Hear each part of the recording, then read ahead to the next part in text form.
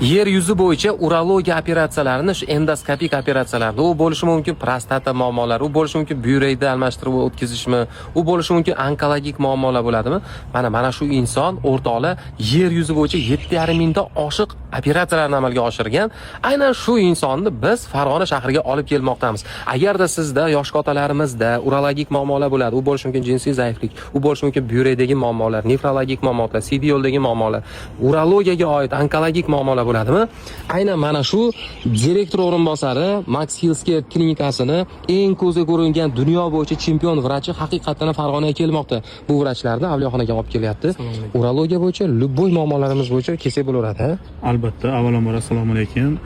Urologiya bo'yicha haqiqatan bu doktorimiz 7,5 mingdan ziyod operatsiyalarni amalga oshirgan. Laparoskopichik operatsiya, buyrak saratoni, buyrak CD qopi saratoni operatsiyalarini, uro-onkologik operatsiyalarni shu aynan shu vrachimiz amalga oshirgan. Mana orqali kelsa necha pul qabuli bu vrachda?